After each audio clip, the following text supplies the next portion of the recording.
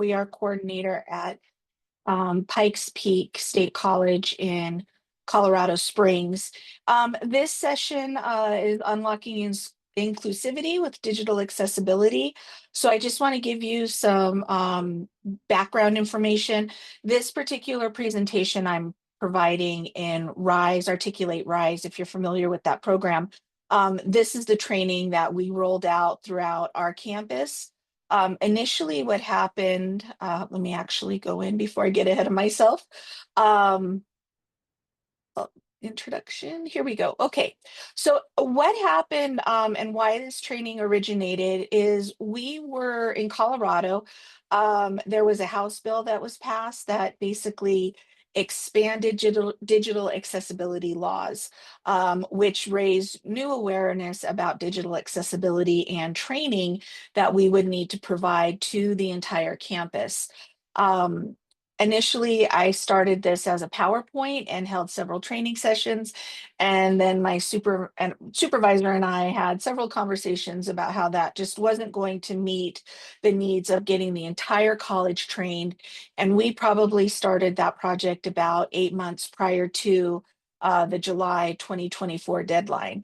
So what was initially the in-person training was created. I created this online digital training. So if anybody was just in Josh Rocky's presentation, I'm about ready to break pretty much every single best practice that he recommended, because I wanted to give you a feel for what it was like with the students, or not just students, I'm sorry, but participants who take this. So we rolled this out to the entire school and kept track. And then eventually what ended up happening is this presentation has been adopted through the community college system. So if you are in the state of Colorado as part of the Colorado Community College system, when you do your mandatory compliance training, you're going to see pretty much the same version as this training that you're getting here.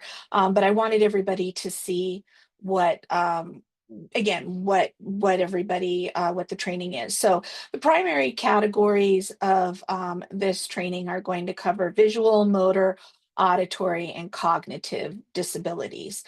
And then the thing that you're going to learn in this particular workshop here, we're going to discuss color contrast and text, organizing content using headings and lists, tables, creating descriptive hyperlinks, images, alternative text, captioning, and transcripts.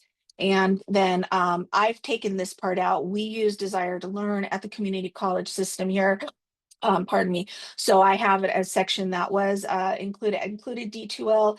Again, that's been removed for time purposes here. I also realize that not a lot of colleges use this.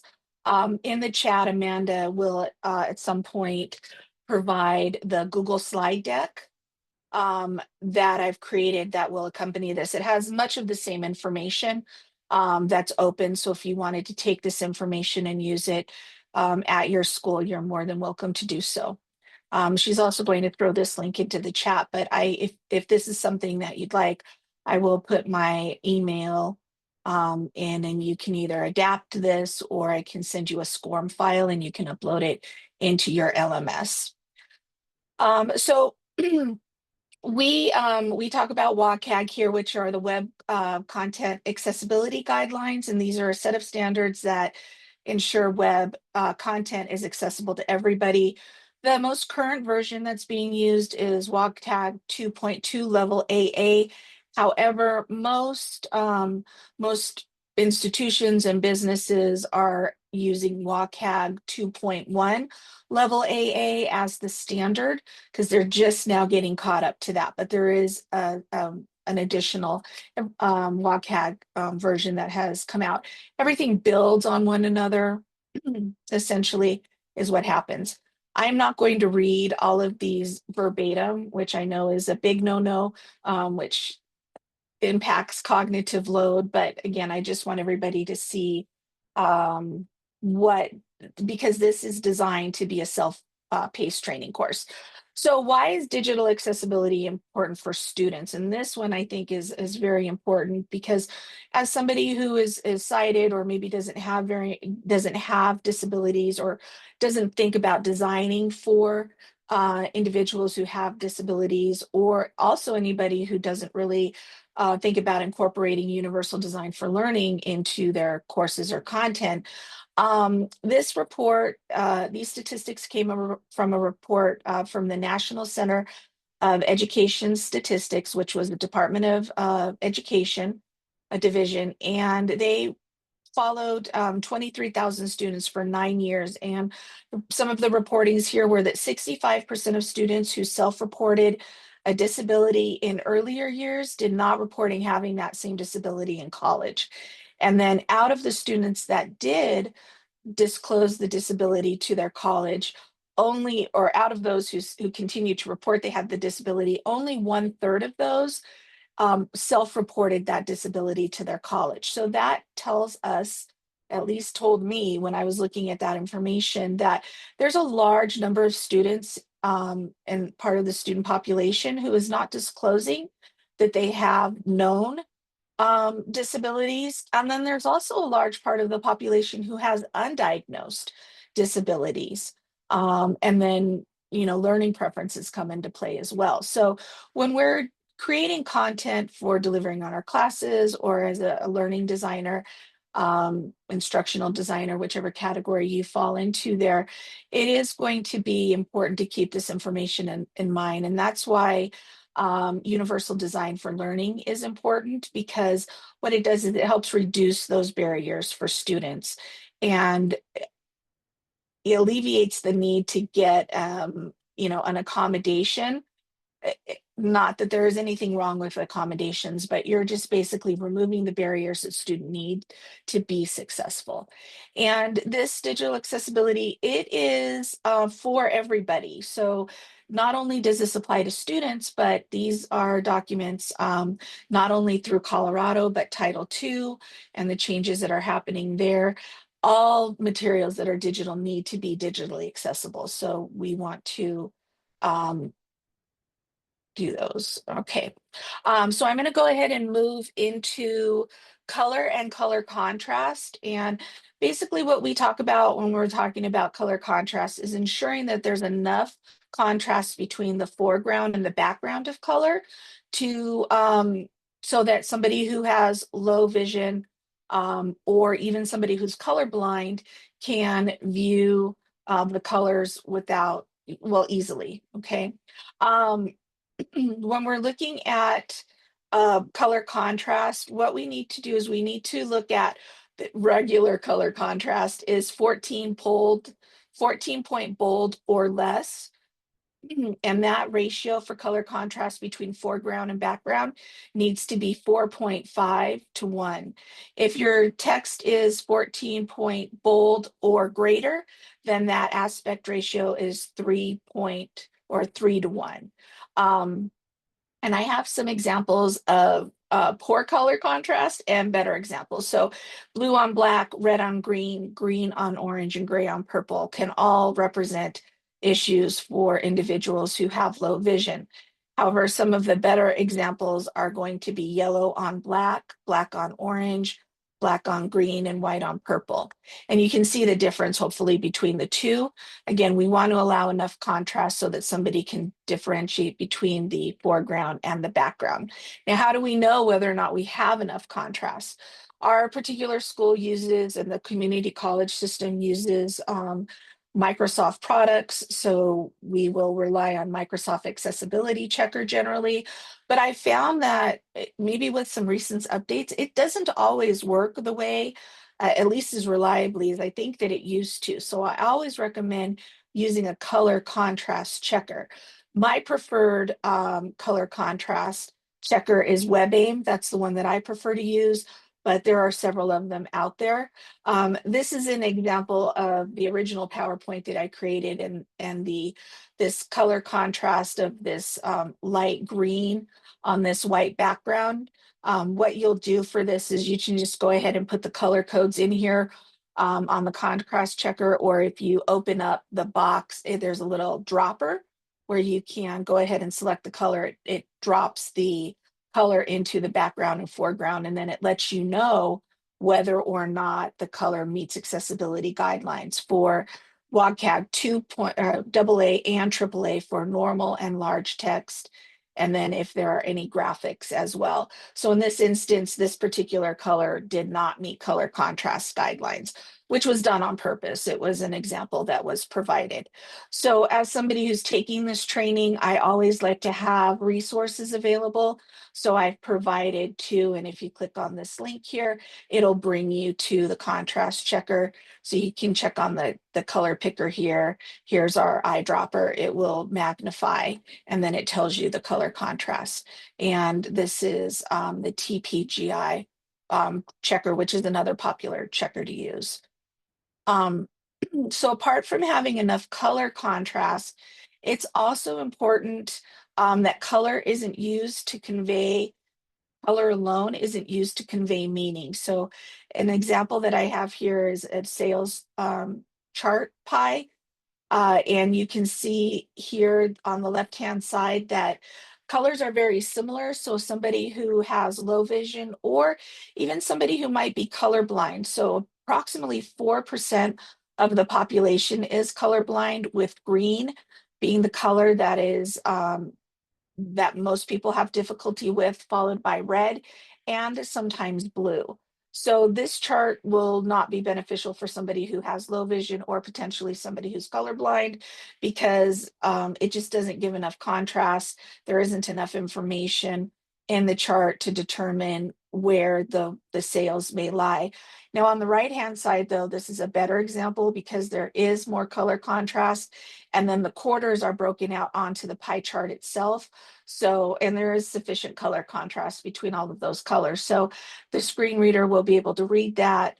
Hopefully, if you enter alternative text, which we'll talk about in a little bit, that information will be there. But for somebody with low vision, this would be sufficient to meet accessibility guidelines. Okay, so some of the best practices to follow here is you want to not use small font. So when we're talking about digital products, most of the time font can be adjusted, which is going to be important and is a requirement of guidelines, WCAG guidelines. However, your font should be at least 12 point at minimum. And again, should be able to be easily resized. This poor color contrast, I use that same color green here for this example. It really doesn't work very well against the blue background, but you want to use that color contrast checker if you have any questions. You want to also stay away from italicized or stylized fonts as much as possible. Using sans serif family members such as Calibri or Times New Roman are going to be important. The reason why you would want to avoid using italicized fonts as much as possible is just simply because somebody who's dyslexic, words can appear wavy to them. And so if you're including stylized fonts or fonts that are already wavy or are not streamlined, then they can be difficult for somebody who has dyslexia. And scan PDFs. And if you worked with PDFs, you know, scanned images cannot be read by a screen reader. So you want to avoid scanned PDFs as much as possible. Now, there have been some improvements, of course. There are technologies that will remediate a scanned PDF so it is accessible. You'll just have to make sure that it has the headings in it, and that word is escaping me right now, but it'll tell you when you're doing that. I also have, because not everybody uses Word products, but I had created this accessibility quick guide. I reworked it from Portland Community College, which is also open source that they shared. So this provides information about how to build items accessibly for Word documents. And then we also have Google Doc information there, how to build accessible media, PDF documents, all of those. So that's something that I included because, again, I feel like it's important to have resources available when you need them. And so I wanted to provide the individuals who are taking this training the ability to have resources readily at hand. The next section that we're going to talk about is headings and lists. So Headings are important for individuals who are using screen readers. Headings provide structure to a document. So I always like to imagine, let's say you have a 5-page document that's one paragraph long. As a sighted, or that's written as one paragraph. As a sighted individual, it will be easy for you to scan the document to find what you're looking for. But for somebody who's relying on a screen reader without any headings, they would have to, if the information that they need is on page 4 of that 5-page document, the screen reader would have to read everything on that page to get to the information that they need. And we want to avoid that. We want navigation to be easy. And again, we want the information to be accessible to everybody. So this is where headings come into play. When you're using a heading as a sighted individual, most of the time we're very accustomed to creating a bold font and possibly increasing the font size to indicate the heading. But you do want to use the headings that are provided in the style guide of Microsoft, so that individuals, so they're properly formatted. To do that, very simple, I included screenshots for everybody to be able to know where the information is if they weren't familiar with this. So you just go on, navigate to the styles guide, and you click on the heading you want. Heading should be um, in hierarchical order. You start with the title or heading 1, and there isn't anything in accessibility guidelines that state whether or not you would start with a title or heading 1. Often they are interchangeable, but you do need to have that to start with. Another best practice is that when you have headings, if you have a 1 or 2-page document, then you really only want to use heading 1 one time. If you start getting into longer documents that are 3 or 4 pages, then it would be appropriate to use heading 1 again. But again, usually just one time, and then you'll go down in order. Heading 2 will indicate a new topic. If it's a subtopic of heading 2, then you go into heading 3 and so forth. Okay, so we just talked about how they work for screen readers. So best practices, you don't want to use headings simply for visual appearance. Again, they serve a function. You don't want to skip headings, and you want to use appropriate hierarchy. Now, some of the things that I've heard as we talk about headings from individuals who aren't familiar with creating them is that, when you select the heading, the pre-programmed fonts that Microsoft has and colors aren't what they want to use. That's okay. You don't have to use those. You can change the font, you can change the style of the heading. However, you still need that heading listed. So on the back end, it's coded properly so that the screen readers know how to pick up that information.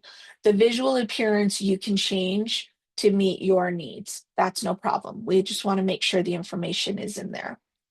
And then when we look at list, so creating accessible list, very simple. You just go to the list option here. You can select bullets, numbers, or you can do a nesting list. It's very important when you're looking at lists, though, to make sure that the list that you're using the appropriate bullet points or whatnots for list. On this left-hand side example, the list is not accessible because the individual who typed it, me at the time, just selected dashes and the word. The screen reader will not identify that it's a list of items that should be together. So for example, if I teach in the culinary arts management classes. If we are working with recipes, then I would potentially have a bulleted list because the screen reader will need to identify that the items are listed and belong together, but they are not required to be in a specific order. Again, on the right-hand side or the left-hand side here, the numbers are not, I typed in 1 period and a space and then wrote in sky. That's not accessible because the screen reader will not identify that those items are grouped together. Now, the reason you would use a numbered list above a bulleted list is just that the order is important. So if you have a list that's important in order, then you will go ahead and choose the number list. And then again, if you have something like an outline, then you would use the nested list.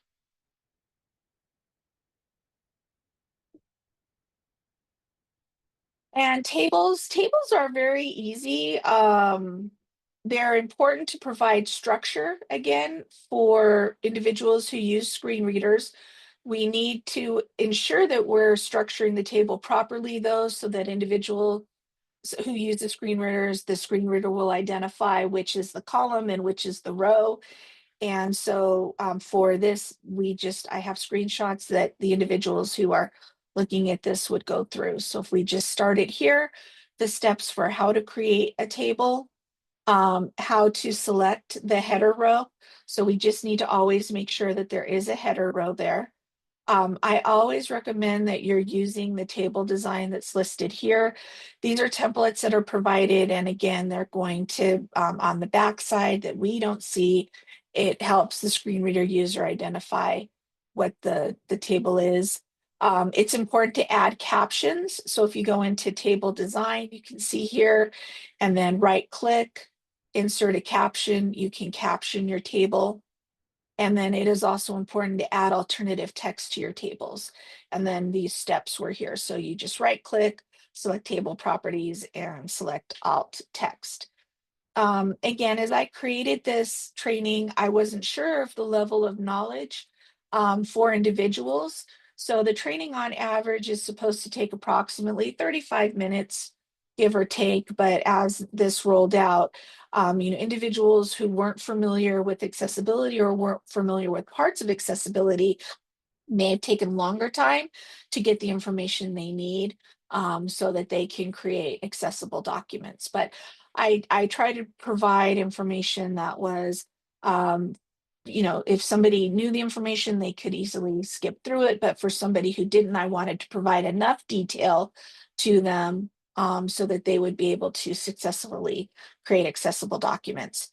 So some of the best practices for tables: only have one header column per table, avoid using tables for layout or formatting, and then avoid complex tables.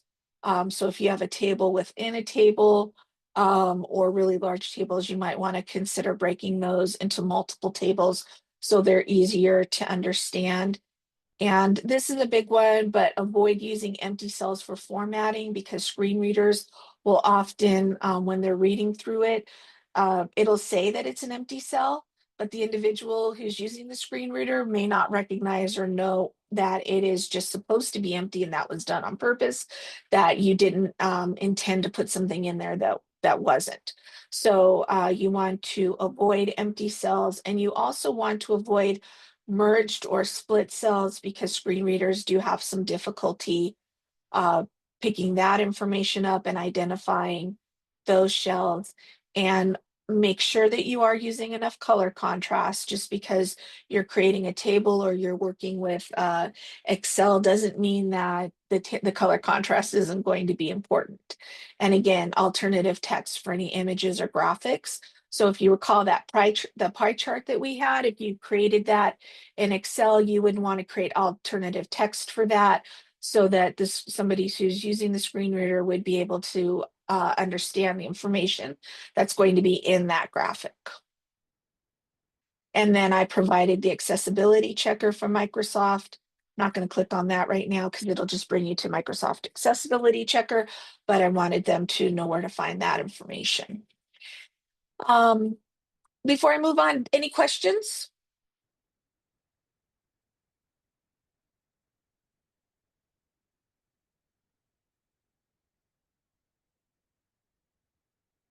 Okay. So when we talk about descriptive hyperlinks, hyperlinks are important because they link out to information. And the thing that we need to remember when we're working with hyperlinks is that the link is to tell the individual who's using a screen reader where they're going. Okay. Creating a hyperlink is very easy. There's two ways that you can do this. Primarily, you can either type out the link and right click on hyperlink, and then type in the text that you want to display, and Word will automatically create the text and underline the link for you. The other way that you can do that is you can type in the word that you want to link to, right click, hyperlink, and then paste the link into the box that will allow you to do that. So these were just examples of that. If you're going to edit a hyperlink, just right click again, edit hyperlink, and you can do that. This is the screen that shows you, so you would text to display and then the address bar, so you can adjust either of those. When you are using hyperlinks. So thankfully, raw links are getting shorter, but it is still important that you're avoiding raw links. The reason for that is because the screen reader is going to read that link. It will read out link https:// wordpress.com. Blah, blah. Okay, so it'll read the whole thing to the screen reader user, which isn't necessary. It doesn't really tell the screen reader user where they're going. If you are using a descriptive link, though, the screen reader will announce it as a link, and then it will say WordPress. So it will tell the user where they're going. The other thing that you want to avoid are vague links. So you don't want to say click here, link, more, or info, because the screen reader will announce link, and then it'll say link, click here, link, link, link, more, link, info. That doesn't, again, tell the individual where they're going or what they're going to need to do. So a better example here would be to get started, go to and then the screen reader will announce the link WordPress login screen. So it tells the individual where they're going.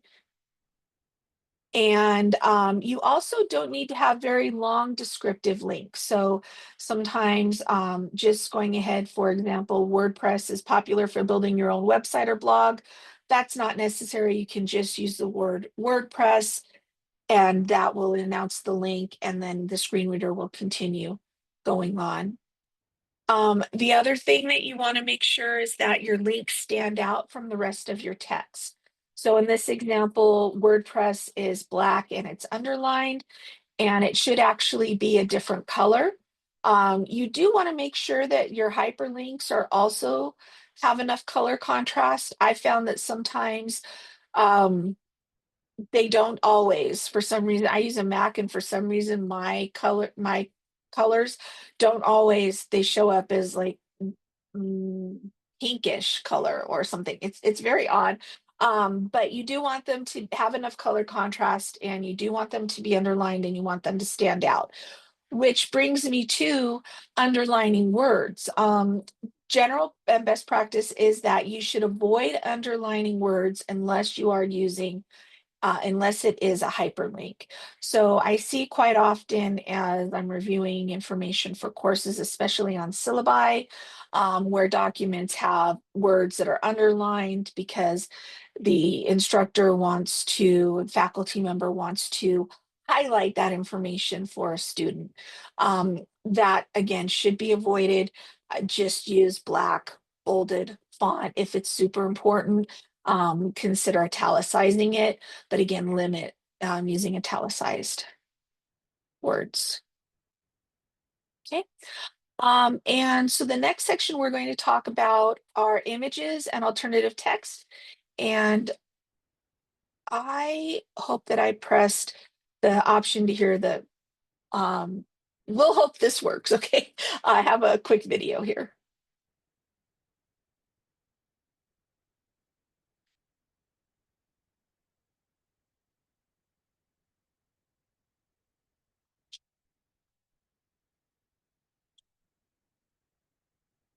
Okay.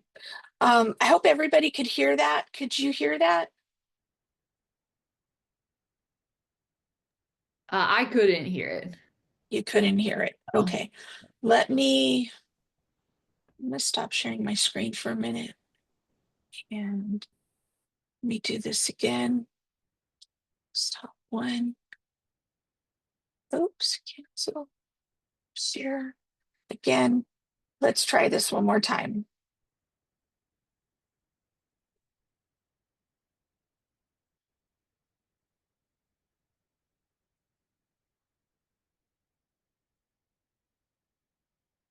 Could you hear that now? No, still no sound, it looks like across the board.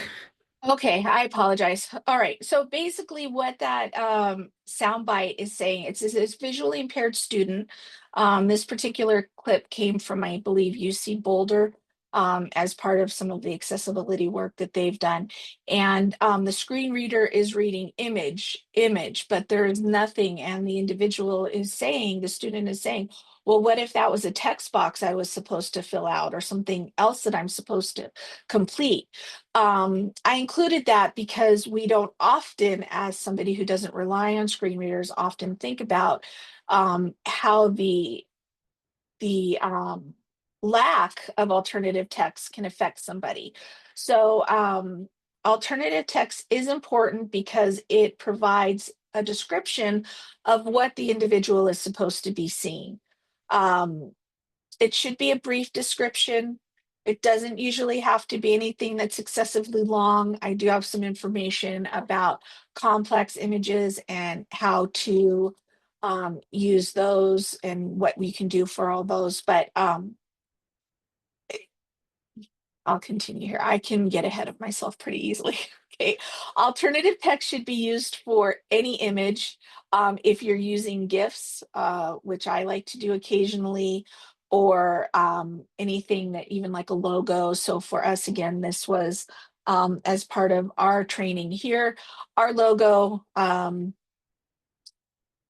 Sometimes faculty or staff choose not to include the logo as part of their signature line, but our logo is actually accessible. So we want to make sure that that is placed in there. I like to use memes in the news announcements of my um, weekly news announcements. So they're important there. Also, if you have signature lines that have any images in them, they should contain alternative text.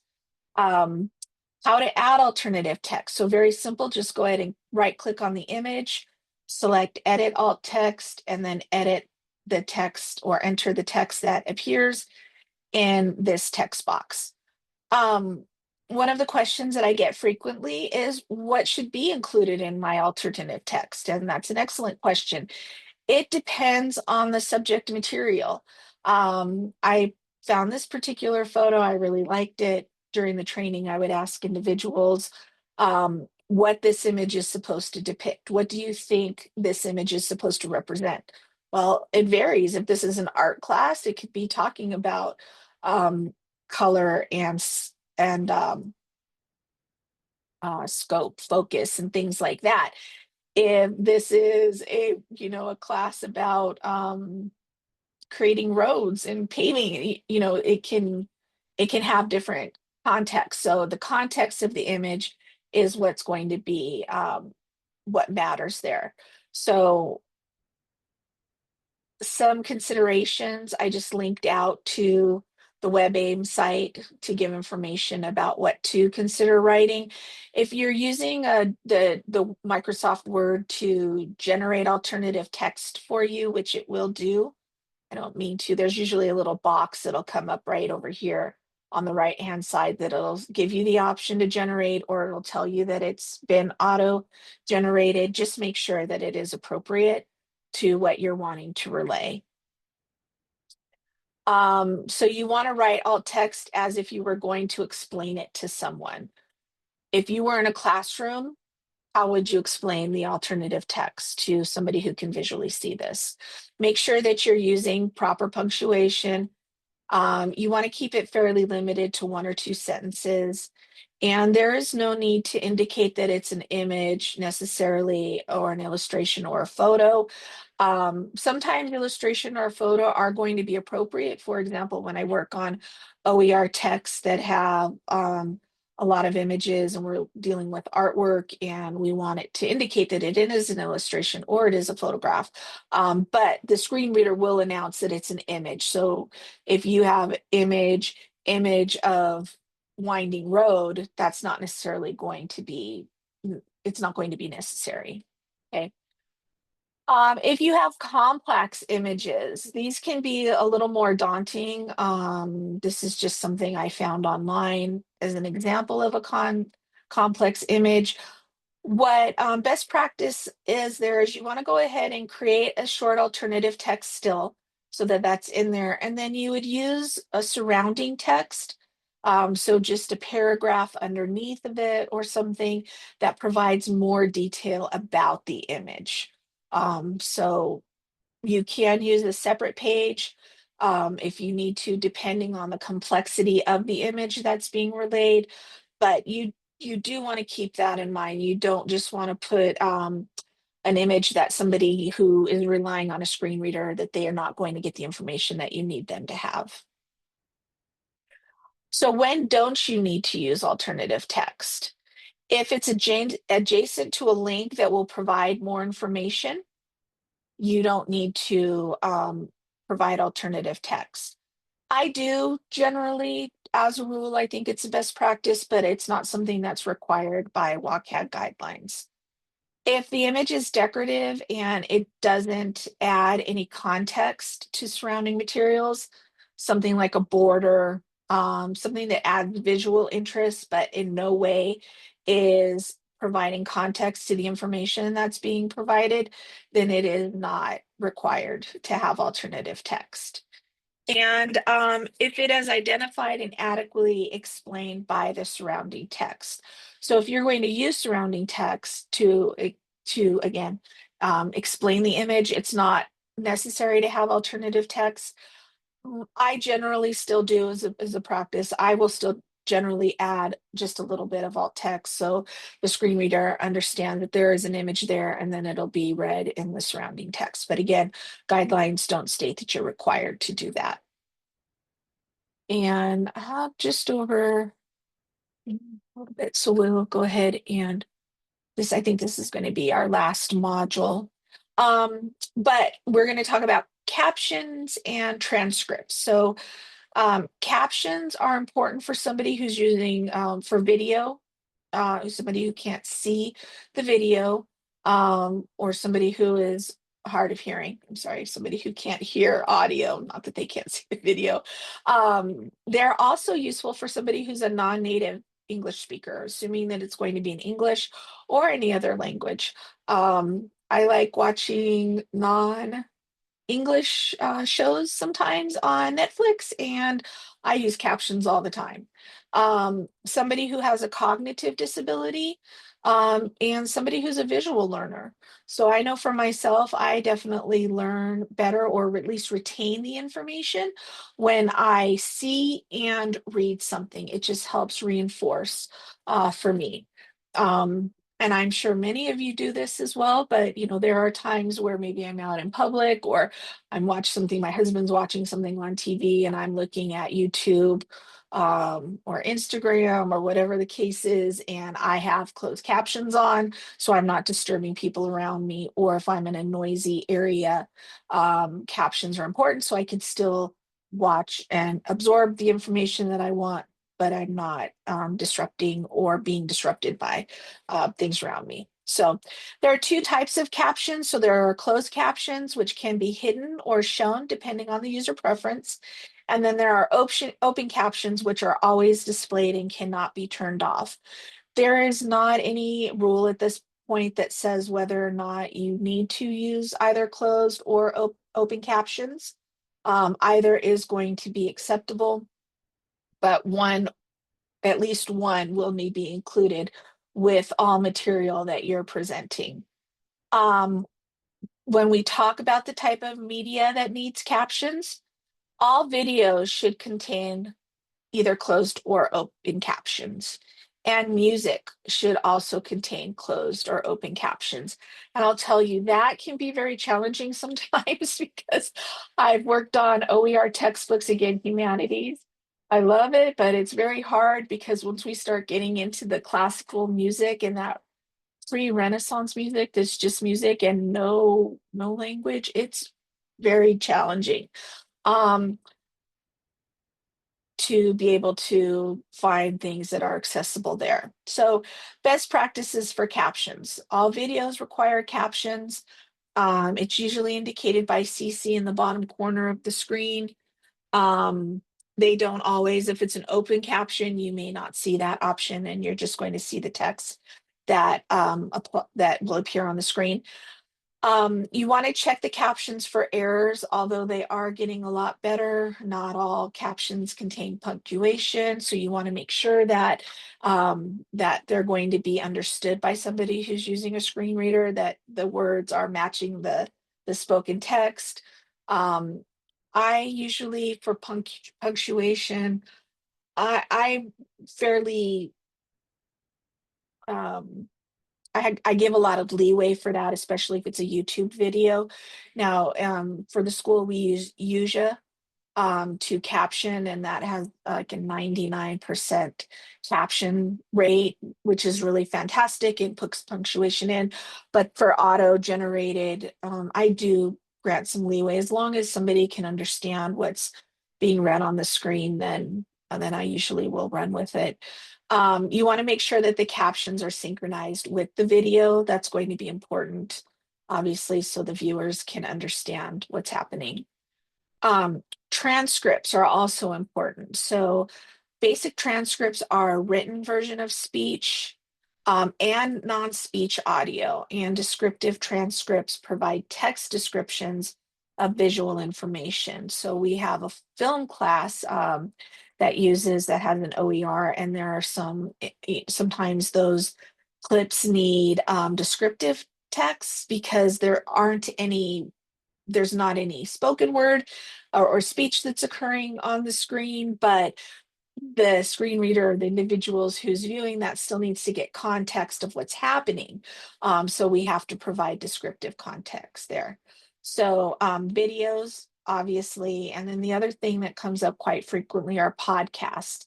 Podcasts need to have transcripts associated with them. There are several programs that can provide transcripts. One of the easiest, I think, is you can just take an audio file and in Word, if you hit the down caret under the dictate option, so the little microphone, there's an option to transcribe, and you drop the audio file in or upload it, and then it'll transcribe your audio file for you. Again, that's one of the easiest ways that I found to do that.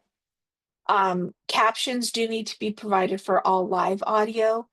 And if a script is available, it's recommended that you do that. And as we move into WCAG 2.2, sign language interpretation actually is required for live things as well. So it's going to be moving in that direction. So best practices for creating and using digital media. Users have to be able to control the content. So we have to be able to start, stop, rewind, control speed, all of that. You want to make sure especially if you're recording videos, that there aren't distracting background sounds, or if there are, that the sounds can be turned off. And it's best to consider including captioning and written transcripts for the best user experience. And this actually concludes my presentation. I'm going to stop sharing my screen. And are there any questions?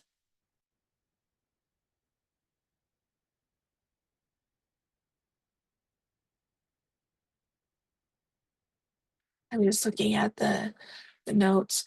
Yeah, Sarah, my husband and both my brother were dyslexic and had a really hard time in school. And when my husband came to college, he didn't want to disclose anything either because of the experience that he had. So I don't blame most students for coming into college and not saying anything about their disabilities.